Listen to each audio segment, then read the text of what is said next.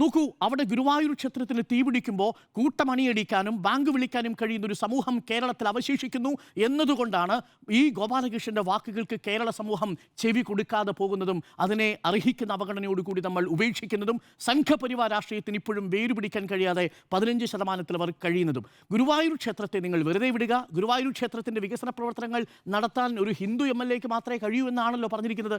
ഞാനൊരു 2 കാര്യങ്ങൾ പറയാം. ഗുരുവായൂരിൽ അടക്കമുള്ള തൃശ്ശൂരിലുള്ള MP ഉണ്ടല്ലോ, ഈ ഗുരുവായൂർ ക്ഷേത്രത്തിന് വേണ്ടി ഇതുവരെ ചെയ്ത 5 കാര്യങ്ങൾ ഒന്ന് തുറന്നു പറയാൻ കഴിയുമോ? ഗുരുവായൂരിൽ ഒരു അടിപ്പാത ഉണ്ടായിരുന്നു. ആ അടിപ്പാത വരുന്നത്, ആ അടിപ്പാതയ്ക്ക് വേണ്ടിയിട്ട് പാറ വെച്ച ഒരു നേതാവുണ്ട്, തിരുവെങ്കിടം റെയിൽ അടിപ്പാലം.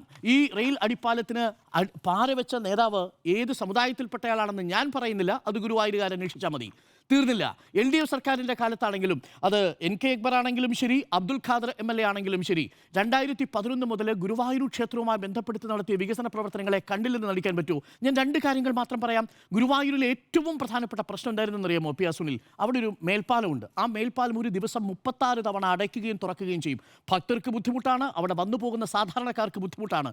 ഇത് കിഫ്ബിയുടെ കേന്ദ്ര സർക്കാർ എതിർത്ത കിഫ്ബിയുടെ ഫണ്ടിൽ 25 കോടി രൂപ ചെലവഴിച്ച് ഗുരുവായൂരിലെ മേൽപ്പാലം നിർമ്മിച്ച സർക്കാരാണ് LDF സർക്കാർ.